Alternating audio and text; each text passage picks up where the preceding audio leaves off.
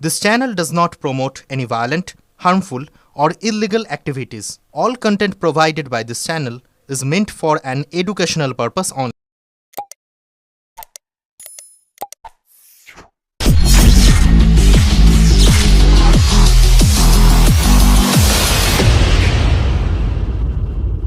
হ্যাঁ, আমরা নিউজে দেখতে পাচ্ছি না, আমাদের মাননীয় মুখ্যমন্ত্রী আমাদের বিষয়টা নিয়ে একটু ভাবনা চিন্তা করেছেন যে বিএলএদের ওপর থেকে মানসিক যে চাপ সেটা কমানো হোক। কিন্তু উনি বলছেন, কিন্তু উনি কি কম চাপ আমাদের দিচ্ছেন? আজ তো এই যে মোবাইলের আমরা 2019 থেকে আমরা এই মোবাইলের দাবি রাখছি। অন্যান্য রাজ্যে দুবার করে ফোন পেয়ে গেছে, আমাদের পশ্চিমবঙ্গে এই একবার ফোন দেওয়া হলো, তাও 5 বছর পর। 5 বছর আগে যে টাকা এসছে সেই টাকা যে কোন খাতে যে ব্যবহার করা হয়েছে আমরা এখনো পর্যন্ত জানতে পারিনি। আমাদের সংগঠনের পক্ষ থেকে বারবার আমরা ডেপুটেশন নিয়ে গেছি। আমরা সুসংহত শিশু বিকাশ প্রকল্পের যিনি দায়িত্বে আছেন ডিরেক্টরের কাছে এবং বিকাশ ভবনে আমরা প্রতিনিয়ত আমাদের ডেপুটেশন দিয়েছি। সেখান থেকে আমরা আশ্বাস পেয়েছিলাম যে ফোন আমাদের ডিপার্টমেন্ট থেকেই দেওয়া হবে, আমরা তার জন্য টেন্ডার ডাকছি বা টেন্ডার দিচ্ছি। এই কথাতে আমরা কিন্তু আমাদের নিজেদের ফোন থেকে এতদিন কাজগুলো চালিয়ে গিয়েছি। সেই সময়ও আমাদের প্রচণ্ড চাপ এই ডিপার্টমেন্ট থেকে এবং দিদির দায়িত্বে থাকা অধীনে থাকা ডিপার্টমেন্ট, সেই ডিপার্টমেন্টই কিন্তু আমাদের দিয়েছিল। সেই সময় মোবাইল কেনার জন্য আমার অঙ্গনওয়াড়ি অনেক দিদি কিন্তু আত্মহত্যা করেছে, সেই চাপ নিতেও পারেনি, তারাও কিন্তু মৃত্যুমুখী হয়েছে। তো দিদির কাছে এই যে এই চাপের কথা মানে কি বলবো, আমাদের কাছে একটু হলেও হাস্যকর। দিদি যদি সত্যিই আমাদের ভাবনাটা ভাবতো তাহলে দিদি এই ফোন দেওয়ার সঙ্গে সঙ্গেই এই 14টা শর্ত রাখতেন না। আর যে শর্তটা রাখা হয়েছে আপনারা একটু শর্তটা দেখলে আপনারা জানবেন, বুঝতে পারবেন যে কোনো কোম্পানি, আজ পশ্চিমবঙ্গের কোনো কোম্পানি এখনো পর্যন্ত আমাদের 2 বছরের ওয়ারেন্টি আছে এরকম ফোন কিন্তু আমরা মার্কেটে পাচ্ছি না।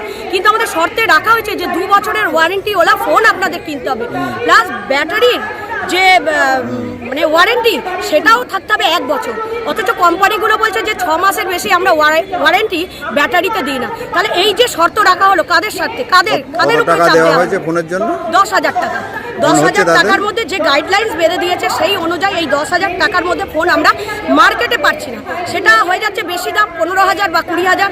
এবার 15,000 20,000 টাকা দিয়ে যে আমরা ফোন কিনবো, এই ফোনটা একমাত্র বলে দেওয়া হয়েছে যেটা যে এই ফোন একমাত্র আমরা অফিসের কাজেই আমরা ব্যবহার করতে পারবো, নিজেদের ব্যক্তিগত কোনো কাজে কিন্তু আমরা ব্যবহার করতে পারবো। বিক্ষোভ এই অবরোধ কেন করেছেন? বিক্ষোভ অবরোধ করেছে এই যে শর্ত সাপেক্ষে ফোন দেওয়া হয়েছে, শর্তগুলো তুলে নেওয়ার জন্য। বিনা শর্তে আমাদের ফোন দেওয়া হোক, আমরা রাজি আছি। কোনো শর্ত রেখে আমরা ফোন কিনছি না, কিনবো না। কি সমস্যা? প্রশাসন বলছে ডিএম নেই, এডিএম নেই। যেই ডিপার্টমেন্টে আমাদেরকে ঢোকাতে চাইছেন সেখানে শুধু আমরা পশ্চিমবঙ্গ আশাকর্মী ইউনিয়ন আর বলতে কোনো দাবি রাখতে পারবো না সেখানে। তাহলে আমরা আমাদের দাবিটা কোথায় জানাবো? বারবার করে আমরা সিএমওইচকে জানানো হয়েছে আমাদের দাবি, বারবার করে জানানো হয়েছে অঙ্গনওয়াড়ি সেন্টারে, কিন্তু সেখানে আমরা কোনো রকম ভাবে কোনো ফল পাচ্ছি না। আজকে ডেটে দাঁড়িয়ে 1 ঘন্টার উপরে এখানে সিনিয়র দিদিরা যাদের 70 বছরের উপরে বয়স তারা বসে আছেন। একবারও প্রশাসনের ভূক্ষেপ নেই যে আমাদের কোনো রকম ভাবে কোনো ব্যবস্থা করে দেবেন। তারা উইথড্র করে নিচ্ছে, তারা বলছে ইন্টিমেশন দিয়ে। আমরা ইন্টিমেশন দিয়ে রেখেছি, মেল করা আছে, তারা সত্ত্বেও প্রশাসনের কোনো সহযোগিতা নেই আমাদের এই হুগলিতে। অন্যান্য জায়গাতে প্রত্যেক জায়গাতে 18 থেকে 18 নভেম্বর ডিএম ডেপুটেশন হয়ে গেছে। তারা প্রত্যেক ডিএম স্যার নিজে এসেছেন, তাদের সাথে দেখা করে তাদের সাথে কথা বলেছেন। অথচ আমাদের হুগলিতে ডিএম বারবার আমরা এসেছি, অথচ বারবার একবারও তিনি আমাদের সাথে দেখা করেনি। এইটা কেন হবে? হুগলি ডিস্ট্রিক্টে এটা কেন হবে? কেন হুগলি ডিস্ট্রিক্টে কেউ কাজ করে না? আমাদের কোনো দাবি মানা যায় না? আমরা কি এতটাই অচ্ছুত বা এরকম যে আমাদের সাথে কথা বলা যাচ্ছে না? একটা মোবাইলে 10,000 টাকা দিয়ে তার উপরে 14খানা ফিরিস্তি চাপিয়ে দিয়েছে। ইয়ার কি হচ্ছে? 14খানা দাবি মানা সম্ভব? যে দিদিটা মারা যাচ্ছে 5 লাখ টাকা সে পাচ্ছে না, মরে গিয়ে সে মোবাইলটা ফেরত দিয়ে যাবে? ইয়ার কি হচ্ছে এগুলো? আর সেখানে দাঁড়িয়ে এই আশা দিদিদের অঙ্গনারীদের কথা আজকে ডিএম স্যার শুনতে পাচ্ছেন না। তাহলে কিভাবে আমরা কিভাবে এটাকে এগিয়ে নিয়ে যাব বলুন? আমরা কি সাধারণ মানুষকে তো চাইছি না আমরা বিরক্ত করতে? দেখুন না চারিদিকে লোকজন। ডেপুটেশন যে দেওয়া হবে সেটাকে আগে থেকে প্রশাসনকে জানিয়েছিলেন?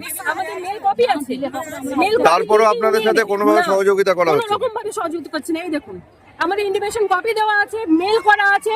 তারা জানিয়েছিলেন যে এডিএম আমাদেরকে এই বাইকটা মানে আমাদের যে এডিএম তিনি জানিয়েছেন, তিনি যদি নাও থাকেন আমাদেরকে বলেছিলেন আপনারা ডিউরেশনটা বাড়িয়ে নিন যাতে করে কি উনি আমাদের সাথে দেখা করতে পারেন। কিন্তু আজকের দিনে দাঁড়িয়ে বলছেন এডিএম ওনাকে নেই।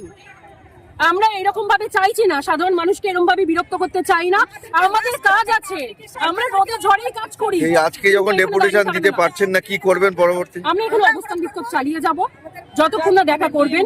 যদি আমাদের সংগঠনের বা আমাদের আইসিডিএস সিএমওইচ স্যার বা আমাদের যে শুনতে পারে, যে দায়িত্বে আছে, তাকে যদি আমাদের সাথে কথা বলতে না দেওয়া হয় আমাদের এই বিক্ষোভ চলবে।